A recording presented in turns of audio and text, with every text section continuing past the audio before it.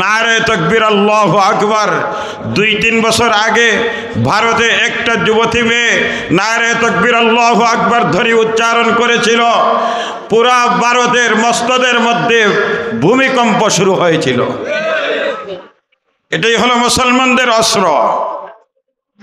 যখন মুসলমানরা আল্লাহু আকবরের ধ্বনি শুরু করবে, দুশ্মন ইহুদ, খ্রিস্টান, বৌদ্ধ, ইসলাম মুসলমানের দুশ্মনের কলিজার মধ্যে ভূমিকম্প শুরু হয়ে যাবে আল্লাহু আকবরের মাধ্যমে। আজ মুসলমানদের ইমানের পাওয়ার কমার কারণে, মুসলমানদের ইমানের পাওয়ার দুর্বল হওয়ার কারণে, মুসলমানদের সব কিছুতে দুর্বল হওয়ার কারণে আজ নারে তাকবীর আল্লাহু আকবার দুর্বল হয়েছে। নারে তাকবীর আল্লাহু আকবার দুর্বল হওয়ার কারণে গোটা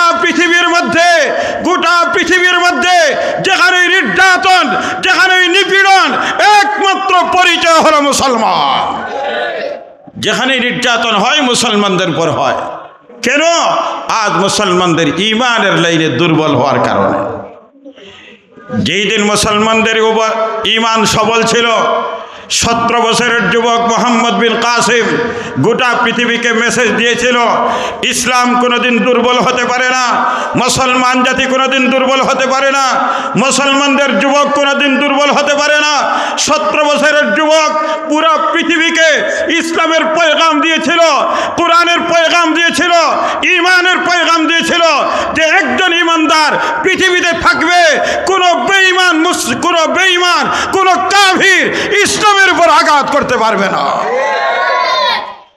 তাই তো আমাদের পরিচয়, এটাই ছিল আমাদের পরিচয়। কিন্তু কপাল খারাপ, আমাদের ভাগ্য খারাপ, এই জন্য আজ আমরা দুর্বল হয়েছি। বন্ধুগণ, সময় কম, প্রধান মেহমান শেখ বর্ণবী কাছাকাছি চলে আসছেন। হযরত আসলেই তো কাজ শেষ। সুতরাং ভূমিকায় সময় না নিয়ে আমি আমার মূল কথাগুলি আপনাদের খেদমতে উপস্থাপন করব ইনশাআল্লাহ। আমি আপনাদের সামনে মহাগ্রন্থ আল কোরআন থেকে একখানা আয়াত তিলাওয়াত করেছি। নবীদের লক্ষাধিক হাদিসের ভান্ডার থেকে ছোট্ট একখানা হাদিস তিলাওয়াত করেছি। তিলাওয়াতকৃত আয়াত এবং নবীদের বাণী সামনে রেখে কয়েকটা কথা বলবো ইনশাআল্লাহ। পৃথিবীর মধ্যে আমার আল্লাহ অসংখ্য অগণিত সৃষ্টি তৈরি করেছেন। আমাদের মধ্যে একটা ভুল মেসেজ আছে, 18,000 মখলুকাত। আসলে এই গণাটা কে গণল? এই সংখ্যাটা কে গণল? এই 18,000 মখলুকাত, 19,000 মখলুকাত, এই সীমাবদ্ধ, তার পরিসংখ্যান একমাত্র জানেন কে? আরো জোরে বলেন, জানেন কে? আরে মহব্বতে মালিকের নামটা উচ্চারণ করি, জানেন কে? আল্লাহ। অসংখ্য অগণিত সৃষ্টির মধ্যে আল্লাহ তাআলা আমাকে আপনাকে সৃষ্টির শ্রেষ্ঠত্ব দিয়ে এই দুনিয়াতে প্রেরণ করেছেন। আমার আল্লাহ কাউকে শ্রেষ্ঠত্ব দেন নাই, শ্রেষ্ঠত্ব দিয়েছেন আমাকে আপনাকে। বলেন না একটু মহব্বতে আলহামদুলিল্লাহ। এত মর্যাদা আল্লাহ দিলেন। আল্লাহ কোরআনে বলেন, ওয়ালাকাদ কাররামনা বানি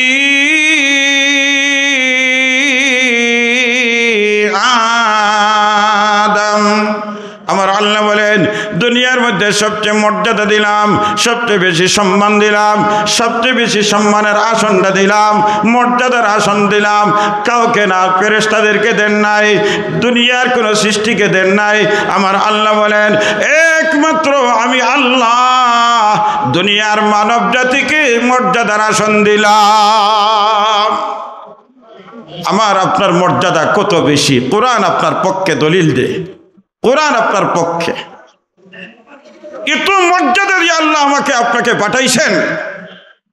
কিন্তু আমরা কপাল পোড়া, আমরা ভাগ্য খারাপ। এই পৃথিবীতে আসার পরে আমরা দুই দলে বিভক্ত হয়ে গেলাম। একদল আমার আল্লাহর আপন, আরেক দল আমার আল্লাহর পর হয়ে গেলাম। একদল আপন, আরেক দল পর। একটু কথা বলবেন, একদল আপন, আরেক দল পর। এবার আপন যারা, এটা তো আপন শব্দের মধ্যেই তো একটা মহব্বতের বহিঃপ্রকাশ হয়। আপনি যদি আমাকে বলেন হুজুর আপনি আমার একেবারে কাছের আপন মানুষ, তো এর মাধ্যমেই বোঝা যায় যে আপনার আর আমার মধ্যে ভালোবাসা কেমন। আর পর শব্দের মাধ্যমেই বোঝা যায় দূরত্বের ভাব। তাহলে একদল হয়ে গেল আপন আর একদল হলো পর। এবার যিনি বললেন আপন, যার হলাম আপন, উনি যদি আমাকে আপন বলে পরিচয় দেন তাহলে তো আমার এই দাবিটা যথার্থ হবে। আর যার আপন হলাম সে যদি পরিচয় দেয় না তাহলে এই আপন বলার কোনো যথার্থ থাকে না। সুতরাং পৃথিবীর মধ্যে একদল আপন আর একদল পর আল্লাহ তাআলার হয়ে গেল এই মানব জাতি। আপন কে, তার পরিচয় কি? এই পরিচয় জানার আগে ছোট্ট একটা কথা বুঝতে হয়। আমার আপনার জন্ম হয়েছে বাংলাদেশে, আমরা বাংলাদেশি, জন্মসূত্রে আমরা বাংলাদেশি। কিন্তু আপনার 18 বছরের উপরে হয়ে গেছে, আপনার জন্ম কার্ডও নাই, আপনার আইডি কার্ডও নাই, আপনার পাসপোর্টও নাই। বলুন বর্তমান আইন সম্মত আপনি ব্যাংকে যান, কোথাও যদি যান তাহলে আপনি সেবা পাবেন? জবান খুলে বলেন সেবা পাবেন? বিভিন্ন প্রশ্নের সম্মুখীন হতে হবে। সেবা তো পাওয়া দূরের কথা, আপনি আরো জটিল সমস্যায় পড়বেন। এটা করো, এই করো, সেই করো। আপনি আইনের পিছনে দৌড়াইতে দৌড়াইতে শেষ পর্যন্ত ব্যাংকে টাকা আসার কথা ছিল, টাকাটা অন্য কোথাও চলে যাবে। কেন? আমি যে বাংলাদেশে জন্মগ্রহণ করেছি, এই বাংলাদেশের সরকার আমাকে তার বলে এখনো প্রমাণ দেয় নাই। যখন বাংলাদেশের সরকার আপনাকে প্রমাণ দিবে, আপনাকে পরিচয়পত্র দিবে, জন্ম কার্ড দিবে, 18 বছর পর্যন্ত আপনার পরিচয় সরকার বলবে এই মানুষটা আমার, এই মানুষটা আমার দেশে জন্মগ্রহণ করেছে, সুতরাং এই মানুষটা আমার। 18 বছর যখন হয়ে যাবে আইডি কার্ড সরকার দিবে। এই 18 বছরের পূর্বে জন্ম কার্ডের মাধ্যমে সুবিধা বুক করবে, 18 বছর পরে আইডি কার্ডের মাধ্যমে সুবিধা বুক করবে। আপনি দেশের সীমা অতিক্রম করে বহির্বিশ্বে যদি কোথাও যান তাহলে এখানে জন্ম কার্ড আপনার চলবে না, আইডি কার্ডের মাধ্যমে সুবিধা বুক করতে পারবে না।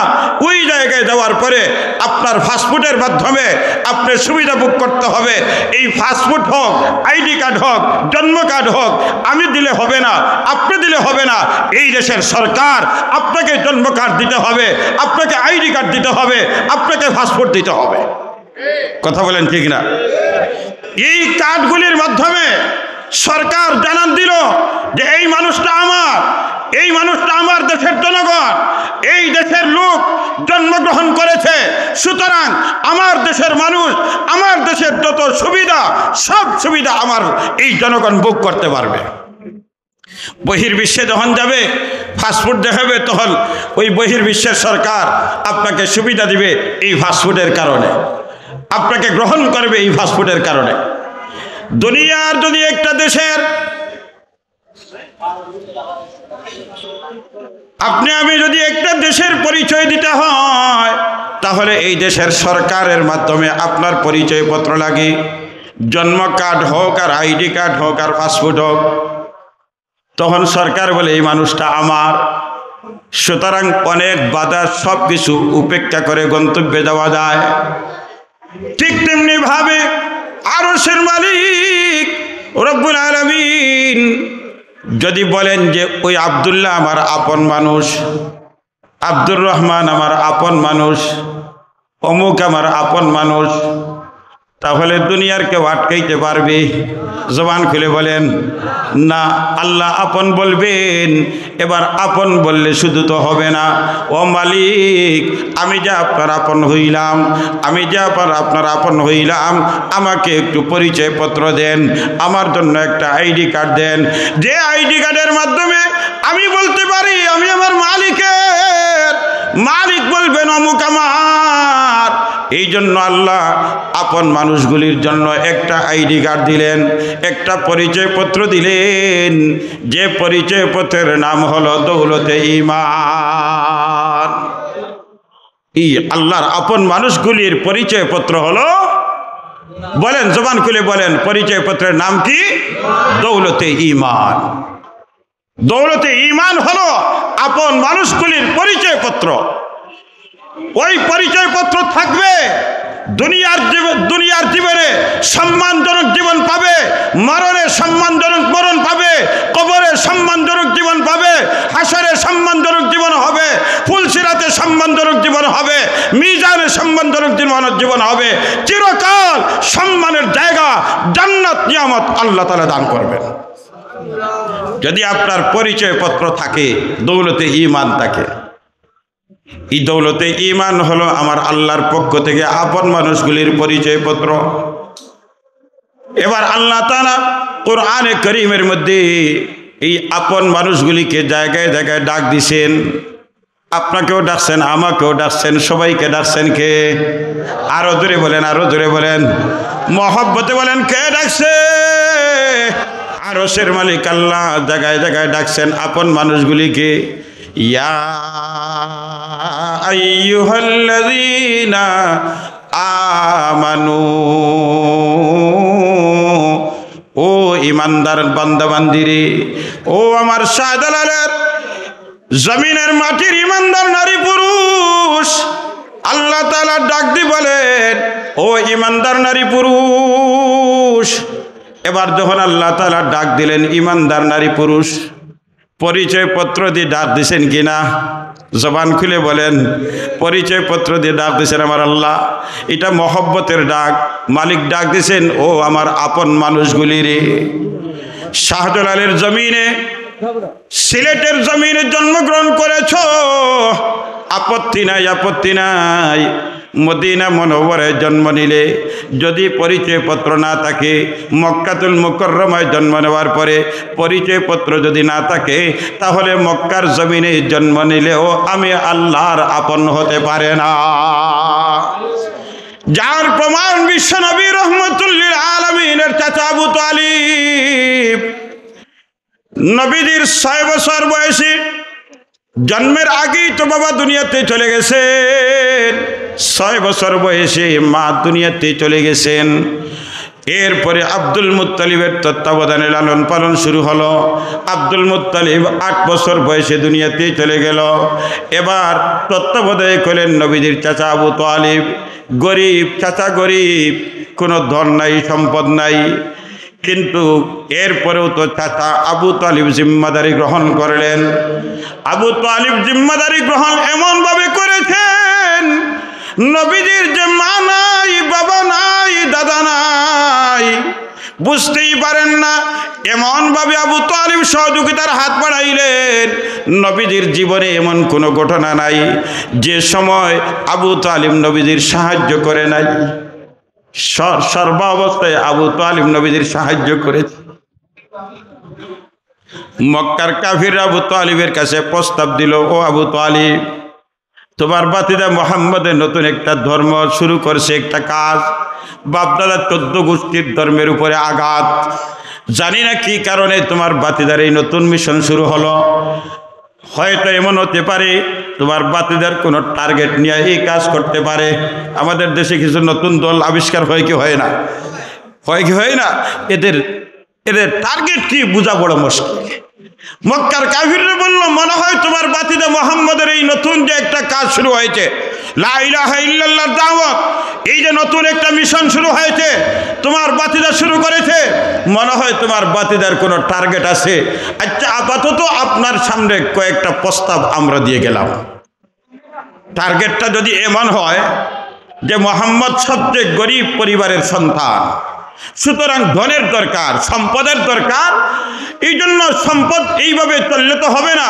একটা দল গঠন করলে, একটা দলের কর্মী যদি হয়ে যায়, তাহলে নেতা আমি হব, সভাপতি আমি, সেক্রেটারি আমি, সদস্য অমুক, কর্মী অমুক। এইভাবে একটা দল যদি গঠন হয়ে যায়, তাহলে মোটামুটি দেশের সম্পদ পকেটে ঢুকেইবার ব্যবস্থা হবে। কথা বলেন ঠিক না? যেমন আমাদের দেশে এমন অবস্থা আছে না নাই? দল করলেই এমন দলও আছে, কর্মী নাই, সভাপতি একলাই। আবার 20 দল, 25 দল, 30 দল, হিসাব করলে দেখা যায় খালি সভাপতি হওয়া যায়। তো তোমার বাতিদা মুহাম্মদের এমন যদি কোনো টার্গেট থাকে, সম্পদের কোনো লালসা থাকে, তাহলে তোমার বাতিজাকে বলিও যে আমরা সবাই মিলে এমন সম্পদের মালিক বানাইয়া দিব, একেবারে পুরোপুরি তার আশার চেয়েও বেশি আমরা বানাই দিব, একেবারে ধনী হয়ে যাবে। আর যদি এমন হয় কোনো সময় আন্দোলন করে, নতুন আন্দোলন নেতা হওয়ার জন্য, তোমার বাতিজা মোহাম্মদের মিশনটাও আমরা বুঝতে পারি নাই, মনে হয় নেতা হতে হইবার জন্য, কারণ গরিব পরিবারের সন্তান, কেউ তো নেতৃত্ব দিবে না।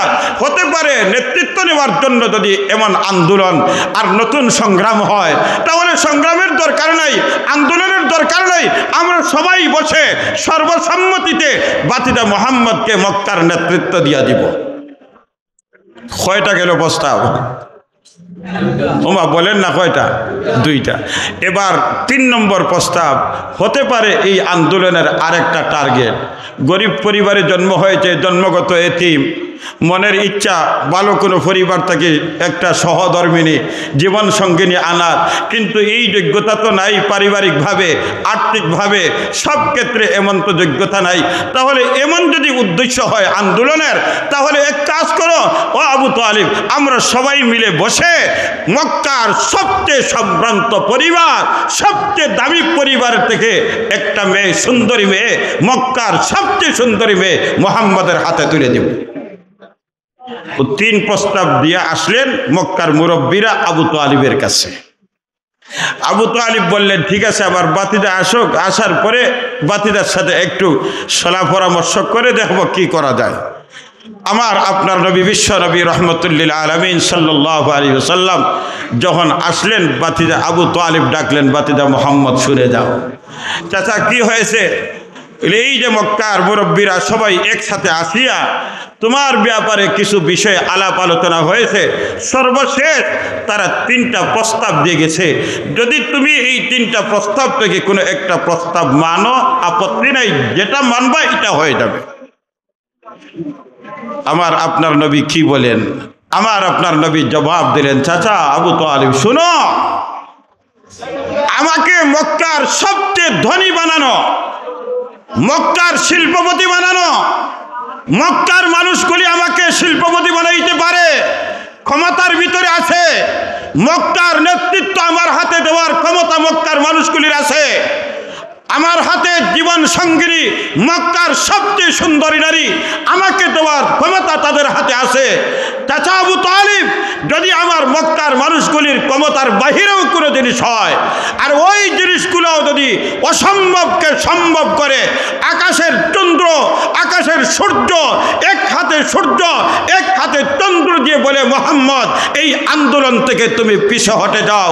চাচা, এক হাতে আপনার বাতিজা মোহাম্মদ, ডান হাতে সূর্য, বাম হাতে চন্দ্র পাওয়ার পরেও এই মিশন থেকে বন্ধ হবে না। আবু তালিব জবাব দিয়েছিলেন, বাতিজা তোমাকে স্বাধীনতা দিলাম, যা চাও তুমি করো, তোমার চাচা তোমার সাথে আছে। এত সহযোগিতা করার পরে আবু তালিব যেই দিন ইন্তেকাল করবেন, ইন্তেকালের সংবাদে মক্কার মুরব্বীরা সবাই আশপাশ গেল, সবাই আশেপাশে যারা ছিল আবু তালিবের কাছে গেল। এর মধ্যে আবু জেহেল আছে। আবু জেহেল দেয়া বলে, আবু তালিব রে, তোমার এমন যে অবস্থা, তোমার বাতিজাকে একটু ডাক দেও না, দেখি একটু পানি ফোড়া, তেল ফোড়া দিয়ে তোমাকে একটু ভালো করো। একটু ঢং করতেছে, মজাক করতেছে আবু জেহেল। বিশ্বনবী রহমতুল্লিল আলামিন সংবাদ পাইয়া আবু তালিবের কাছে গেলেন। এমন সময় নবীজি আবু তালিবের কাছে গেছেন যখন আবু তালিবের একেবারে শেষ সময়। এই মুহূর্তে বিশ্বনবী রহমতুল্লিল আলামিন ওই সময় আবু তালিবকে বলতেছেন, আবু তালিব আমার চাচা, ইয়া আম্মি কুল লা ইলাহা ইল্লাল্লাহ ওয়া হাজ্জু লাকা বিহা ইনদাল্লাহ।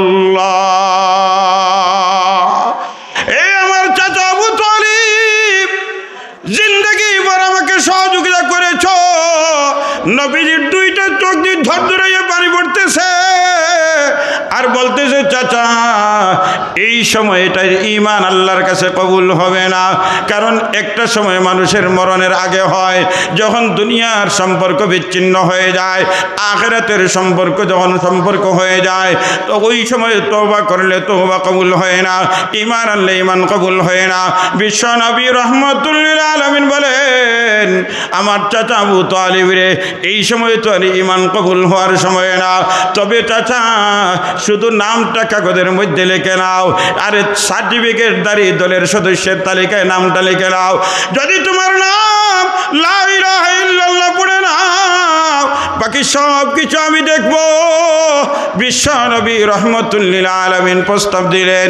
এবার আবু জেহেল বলে, ও আবু তালিব, আরে মরণের সময় বাতিদা মুহাম্মদের ধর্ম, মরণের বইয়ে বাতিদার ধর্ম গ্রহণ করে যদি মর, তাহলে জীবনটাই তো নষ্ট হয়ে গেল, ইজ্জত সম্মান মর্যাদা তো সব শেষ করে ফেললা। এই জন্য আবু তালিব রে, খবরদার খবরদার বাতিদার ধর্ম গ্রহণ করবা না। বিশ্ব নবী রাহমাতুল লিল আলামিন দুইটা চোখ দিয়ে জন্তরে পানি ফেলেন। এমত অবস্থায় আরশের মালিক আল্লাহ জানাই দিলেন, কারণ মাসুকের চোখের পানি আশিক সহ্য করতে পারেন না। এবার আল্লাহ ডাক দিয়ে বলেন, জিবরিল রে, যাও আমার হাবিব কিবরিয়াকে সান্ত্বনার বাণী শোনাইয়া দাও। ইন্নাকা লা তাহদি মান আহবাবতা ওয়ালাকিন্নাল্লাহ ইয়াহদি মান ইয়াশা। ও আমার হাবিব, আপনি চাইতেছেন আপনার চাচা আবু তালিব কলমা পড়বে, আমি আল্লাহর কাছে মঞ্জুরি না রে। এই জন্য আপনি চাইলে ঈমান আনবে না, আমি আল্লাহ চাইতে হবে, আল্লাহর কাছে মঞ্জুরি হতে হবে। আল্লাহর কাছে যদি মঞ্জুরি হয়, তাহলে গরিবের ঘরে তাকিয়া বাংলাদেশের সিলেটের জমিনে জন্ম হওয়ার পরে আল্লাহর আপন মানুষগুলির পরিচয়পত্র আইডি কার্ডটা গ্রহণ করতে পারবে। মক্কার জমিনে জন্মগ্রহণ শর্ত নয়, মদিনা মুনওয়ারায় জন্ম শর্ত নয়। আর সিলেটের জমিনে জন্মগ্রহণ করবা, আল্লাহ তাআলার আপন মানুষগুলির আইডি কার্ড গরিবের ঘরে জন্ম নিয়েও অর্জন করা যায়। যেমন বেলাল হাবশী, আবিসিনিয়ার বাসিন্দা বেলাল, রংটাও কালো, প্রচন্ড কালো বেলাল, আকৃতিটাও সুন্দর না। বেলাল বংশটাও দুর্বল, কিন্তু বেলাল হাবশী ইউথিওপিয়ার বাসিন্দা বেলাল। বেলাল আসলেন, এবার আইডি কার্ডটা গ্রহণ করলেন। বেলাল কেমন দামি হইলেন, নবীজি উপাধি দিল মুয়াজ্জিনে রাসূল সাল্লাল্লাহু আলাইহি ওয়াসাল্লাম। নবীজি ছিলেন ইমাম, মুয়াজ্জিন ছিলেন বেলাল। শুধু তাই নয়, বেলালের মর্যাদা কেমন কেমন, আল্লাহু আকবার। বেলাল ইমানের ওই আইডি কার্ড ছিনিয়ে নেওয়ার জন্য মক্কার মানুষগুলি কি না করেছিল, কিন্তু বেলাল এই আইডি কার্ডটা ছিনতাই করতে দেয় না। মক্কার জমিনে এখনো পরীক্ষা করবেন, মক্কার মাটিটা কত গরম, উত্তপ্ত বালুর মধ্যে বেলালকে উলঙ্গ করে বালুর মধ্যে শোয়াইয়া, সিনার উপরে বিশাল বড় পাথরের টুকরা দিয়া, গলার মধ্যে রশি বান্ধিয়া মক্কার মানুষগুলি তাদের বাচ্চাদেরকে লেলিয়ে দিল যে বেলালকে তোমরা এই মরুভূমির মধ্যে টানতে থাকো। বেলাল এই টানতে টানতে অসহ্য হয়ে বেলাল জবান থেকে লা ইলাহা ইল্লাল্লাহ উচ্চারণ করার ক্ষমতা হারিয়ে ফেলেছে। বেলাল শুধু বলতেছে আহাদ আহাদ আহাদ। নির্যাতনের স্টিমরোলার দিকে আবু বকর সিদ্দিক রাদিয়াল্লাহু তাআলা আনহু বলেন, ও বেলাল, আওয়াজটা ছোট কর বেলাল, নির্যাতন সহ্য হবে না রে বেলাল, আওয়াজটা একটু ছোট কর, আওয়াজটা একটু বন্ধ কর।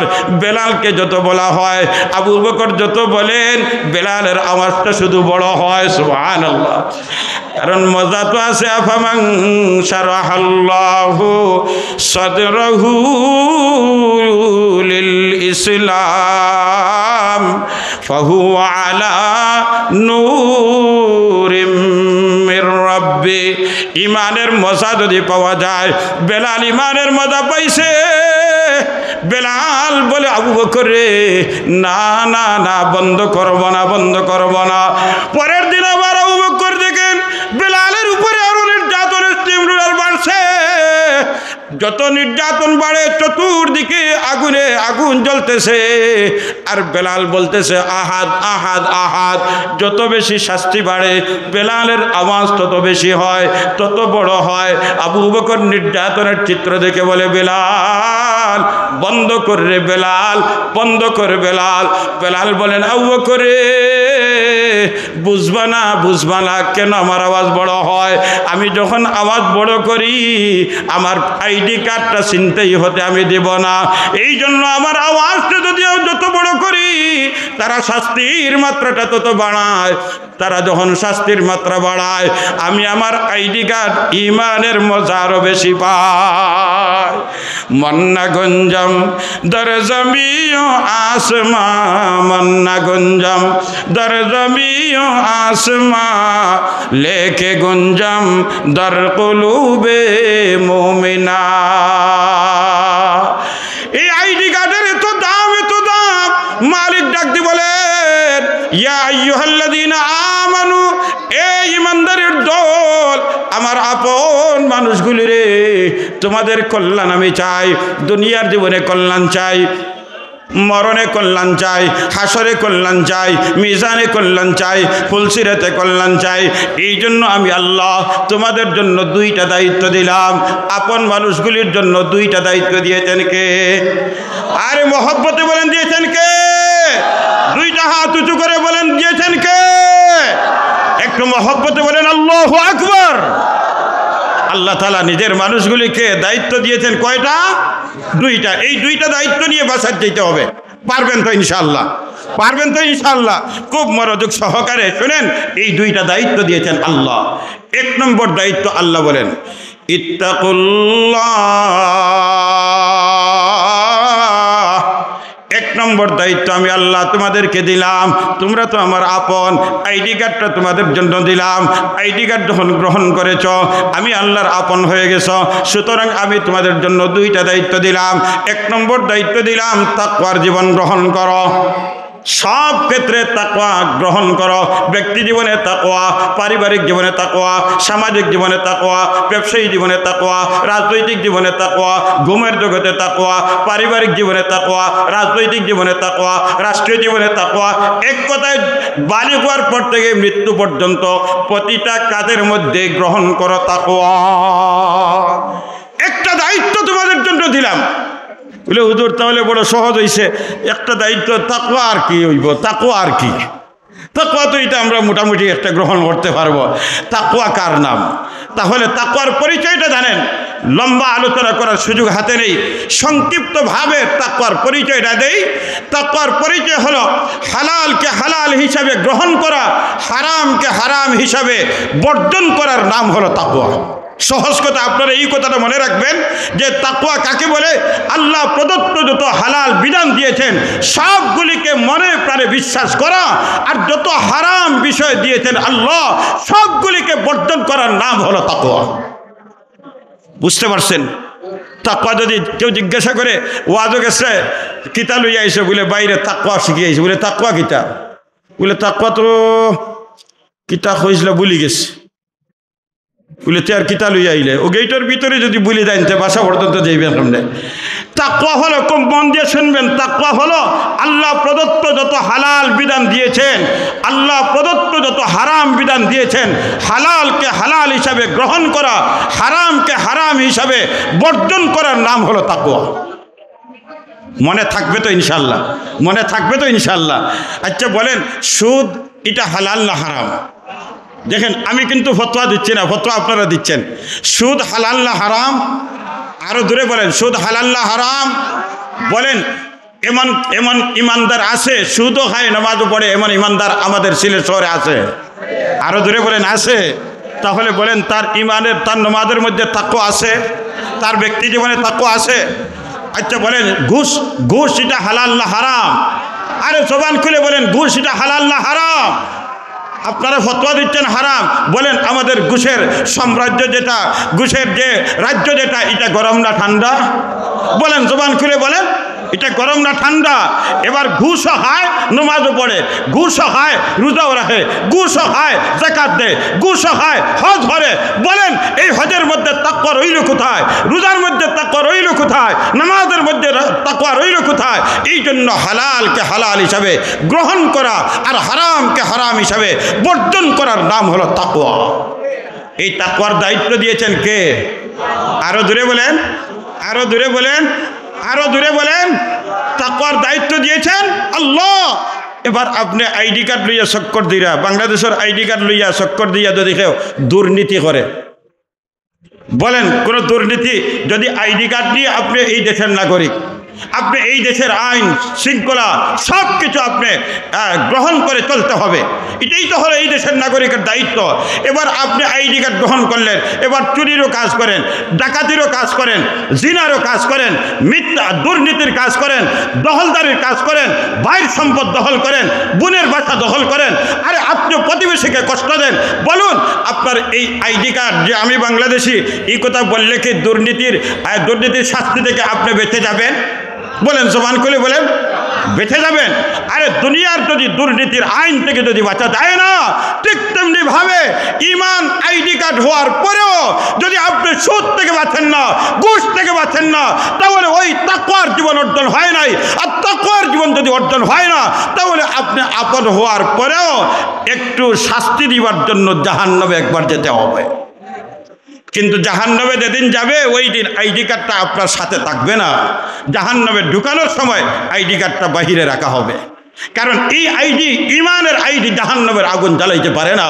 এই জন্য ইমানের আইডি কার্ড বাহিরে রেখে আপনাকে জাহান্নামে ঢুকাইতে হবে। জাহান্নামে ঢুকাইয়া আপনার সুদের শাস্তি, ঘুষের শাস্তি, দুর্নীতির শাস্তি, দখলদারির শাস্তি, মিথ্যা সাক্ষর শাস্তি, মিথ্যা রায়ের শাস্তি সবগুলি গ্রহণ করে এরপরে যখন আপনার শাস্তি শেষ হবে, তখন বের করে আবার আপনার আইডি কার্ড আপনার হাতে দেওয়া হবে। ও ভাই, এই জন্য তাকওয়া হলো হালালকে হালাল হিসাবে গ্রহণ করা, হারামকে হারাম হিসাবে বর্জন করার নাম হলো তাকওয়া। যদিও এটা ছোট্ট একটা কথা, এটার ওজন বড় বেশি। ছোট্ট কথা, ওজন বড় বেশি। এই ওজনটা বোঝানোর জন্য একটা ছোট্ট ঘটনা বলি। আমিরুল মুমিনিন ওমর রাদিয়াল্লাহু তাআলা, আমিরুল মুমিনিন ওমর নাম শুনছেন? বলেন নাম শুনছেন? আপনার প্রতিবেশী ওমর নি, আমিরুল মুমিনিন ওমর। আল্লাহু আকবার, 3 অক্ষরের নাম ওমর। নবীজি বলেন লাউ কানা বাদি নবিয়া লাকানা ওমর ইবনুল খাত্তাব। আমার পরে যদি কোনো নবী নবুয়ত নিয়ে আসতেন, তাহলে ওই ব্যক্তি আর কেউ না রে, ওই ব্যক্তি ওমর ইবনুল খাত্তাব হইতো। আন্দাজ করেন ওমর কোথায়, আন্দাজ করেন ওমর কোথায়। নবীজি বলেন মুহাদ্দিস হাদির উম্মাহ, এই উম্মতের মুহাদ্দিস হলেন ওমর। 2 নম্বর খলিফা আমিরুল মুমিনিন ওমর। কত দামি ওমর, আল্লাহু আকবার। নবীজি বলেন ওমর ফিল জান্নাহ, ওমর জান্নাতি। এইভাবে বয়ান করতে করতে আমিরুল মুমিনিন ওমর একদিন উবাই ইবনে কাব রাদিয়াল্লাহু তাআলা আনহুকে জিজ্ঞাসা করেন, ও উবাই ইবনে কাব রে, তাকওয়া কার নাম, তাকওয়ার মর্মটা কি রে? উবাই ইবনে কাব রাদিয়াল্লাহু তাআলা আনহু জানতে চান, আমিরুল মুমিনিন ওমর, আপনি হইলেন আমিরুল মুমিনিন ওমর, আপনি হইলেন মুহাদ্দিস আদিল উম্মাহ, আপনি হইলেন এত দামি নবীদের খলিফা, দুনিয়ার জগতেও আপনি নবীর সাথী, কবরেও আপনার সাথী, হাসরের ময়দানে নবীদের সাথীও বেরে ওমর। ও ওমর, আপনি জানতে চাইতেছেন তাকওয়া কার নাম? তাহলে তাকওয়ার জবাব দেবার আগে আমার একটা প্রশ্ন আপনার কাছে, প্রশ্নের উত্তরটা আপনি দেন। কি রে উবাই, কিসের প্রশ্ন? এবার উবাই ইবনে কাব রাদিয়াল্লাহু তাআলা আনহু বলেন, ও আমিরুল মুমিনিন ওমর, আপনার জীবনের মধ্যে এমন কোন রাস্তা অতিক্রম করেছিলেন, এত চিকন রাস্তা, এত চিকন রাস্তা, একটা রাস্তা এমন চিকন আছে মাত্র 2 ফুট বডি লইয়া যাওয়া যায়, এরকম ছোট্ট একটা রাস্তা, শুধুমাত্র খালি গায়ে যদি কেউ যায় 2 ফুট একটা দেহ যেতে পারে, এমন ছোট্ট রাস্তা। রাস্তার আবার ডান দিকে বাম দিকে বিষাক্ত কাটার কাটা। ওই রাস্তা দিয়ে শীতকালীন সময়ে আমিরুল মুমিনিন ওমর, প্রচণ্ড শীতের সময়, তখন তো শরীরে জামা থাকবে, কাপড় থাকবে, চাদর থাকবে, জ্যাকেট থাকবে। আমিরুল মুমিনিন ওমর বলো, এরকম রাস্তা দিয়ে প্রচণ্ড শীতের সময় আপনার কোনোদিন অতিক্রম করা হয়েছিল? আমিরুল মুমিনিন ওমর বলেন, উবাই ইবনে কাব রে, এরকম রাস্তা দিয়ে তো আমি অতিক্রম করেছিলাম। এবার উবাই ইবনে কাব জিজ্ঞাসা করেন, ও আমিরুল মুমিনিন ওমর, সাধারণ রাস্তা দিয়ে যেভাবে চক্কর দিয়েছেন, সাধারণ রাস্তা যেভাবে হাঁটছেন, ওই রাস্তা দিয়ে এইভাবে হাঁটছিলেন কি না? আমিরুল মুমিনিন ওমর বলেন, না না না, এই রাস্তা দিয়ে হাঁটার সময় চূড়ান্ত সতর্কতার মাধ্যমে হাঁটছিলাম, যেন একটা কাঁটাও শরীরে আঘাত না করতে পারে, একটা কাঁটা যেন কাপড়ে না লাগতে পারে। আরে দুনিয়ার মুসলমান, আবু উবাই ইবনে কাব রাদিয়াল্লাহু তাআলা আনহু বলেন, ও আমিরুল মুমিনিন ওমর, দুনিয়ার জগতে এইভাবে সব কিছু থেকে বাঁচিয়া জিন্দেগি পরিচালনা করার নাম হলো তাকওয়া। আলহামদুলিল্লাহ, সবাই আলহামদুলিল্লাহ বলেন। আরো দূরে বলেন, আরো দূরে বলেন। এবার তাকবীর দিবেন তো, শাহাদাতের তাকবীর, নারায়ে তাকবীর। না না না, দুই হাত উঠান, দুই হাত উঠান। নারায়ে তাকবীর। দ্বীন ইসলাম, প্রধান মেহমানের আগমন, শেখ বরনবীর আগমন। আলহামদুলিল্লাহ, শেখ বরনবী হাজির। আমার কথা এখানে শেষ। এখন আপনাদের খেদমতে আমার একটা আরজ, আমার একটা আরজ, আপনারা যারা এখানে আসেন, এই যে দৌলতে ঈমানওয়ালা জীবন, 1 নম্বর দায়িত্ব দিয়েছেন তাকওয়ার দায়িত্ব, নাম্বার 2 আরেকটা দায়িত্ব দিয়েছেন, 2টা বলছিলাম না, এবার 2 নম্বর দায়িত্বটা কি? আল্লাহ বলেন, ওয়াকুনু মাস সাদিকিন। আল্লাহ বলেন, 2 নম্বর দায়িত্ব তোমাদের জন্য আমি দিলাম, ভালো মানুষের সাথী হয়ে যাও। কার সাথী হওয়ার জন্য বলছেন? আরে ভাই জোরে বলেন, জোরে বলেন। ভালো মানুষের সাথী হয়ে যাও। ভালো মানুষ কারা? আপনাকে জিজ্ঞাসা করলে বলেন, হুজুর আমার চেয়ে ভালো এই পৃথিবীতে কেউ নাই। কথা ঠিক না? চোরকেও যদি জিজ্ঞাসা করেন, সে বলে আমার চেয়ে ভালো মানুষ এই জমিনে কেউ নাই। না, তাহলে আসুন, 1500 বছর আগে আমার নবীজি ভালো মানুষের আইডি কার্ড দিয়েছেন, পরিচয়পত্র দিয়েছেন। নবীজি বলেন, খায়রুকুম মান তাআল্লামাল কুরআন ওয়া আল্লামা। বিশ্বনবী রাহমাতুল্লিল আলামিন বলেন, আমার উম্মত, আসমানের নিচে জমিনের উপরে সবচেয়ে ভালো মানুষ হইল 2টা মানুষ। একটা মানুষ হইল কোরআন পড়ায়, আরেকটা মানুষ হইল কোরআন পড়ে।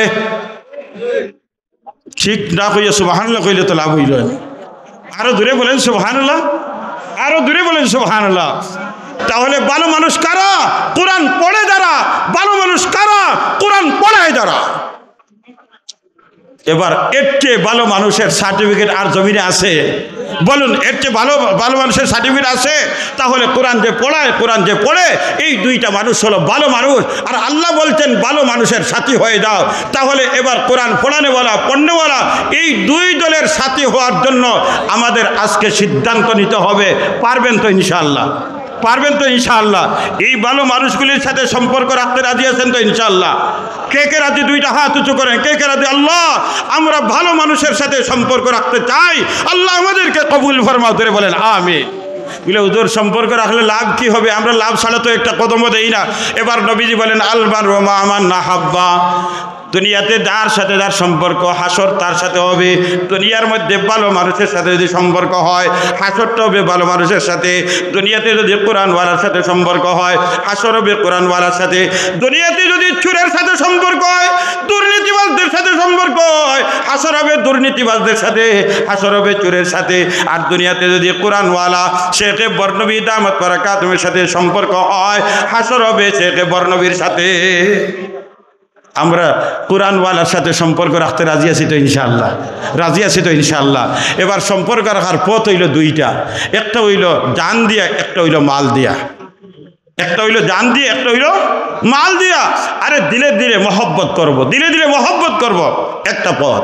আর 2 নম্বর হলো সম্পদ দিয়া। এই যে মাদ্রাসা, আপনাদের ঐতিহ্যবাহী রিয়াসত মাদ্রাসা, এখানে কত আকাবিররা তশরিফ আনছেন, কত আকাবিররা তশরিফ, কত শতাব্দীর যত আকাবির এই ভারতবর্ষের আছেন, যারাই এই সীমার ভিতরে ঢুকছেন, এই মাদ্রাসায় কদম রাখছেন, এই মাদ্রাসায় কদম রাখছেন। বিদায় এই মাদ্রাসার জমি বড় দামি, এই মাদ্রাসার বিল্ডিং বড় দামি, এই মাদ্রাসার নামটা বড় দামি, এই মাদ্রাসার ইতিহাস বড় দামি ইতিহাস। এই জন্য যত আকাবিররা এই মাদ্রাসার খেদমত করে করে দুনিয়াতে গেছেন, এদের সাথেও হাসরের ময়দান আমাদের মুলাকাত হবে। সুতরাং এই মাদ্রাসার সাথে সম্পর্ক রাখতে রাজি আছি তো ইনশাআল্লাহ, তালিবুল ইলমদের খেদমত করতে রাজি আছি তো ইনশাআল্লাহ, উস্তাদদের খেদমত করতে রাজি আছি তো ইনশাআল্লাহ। ওমা আওয়াজ খালি ছোট হয় দেখি, বুঝলাম না, খালি আগে তো বড় আসিল। এই মাদ্রাসার তালিবুল ইলমদের সাথে সম্পর্ক রাখতে রাজি আছি তো ইনশাআল্লাহ, এই মাদ্রাসার তালিবুল ইলমদের সাথে সম্পর্ক রাখতে রাজি আছি তো ইনশাআল্লাহ, এই মাদ্রাসার উস্তাদদের সাথে সম্পর্ক রাখতে রাজি আছি তো ইনশাআল্লাহ, এই মাদ্রাসার বিল্ডিং এর সাথে, এই মাদ্রাসার নামের সাথে সম্পর্ক রাখতে রাজি আছি তো ইনশাআল্লাহ। আল্লাহ আমাদেরকে কবুল ফরমাও। তাহলে সম্পর্ক রাখবা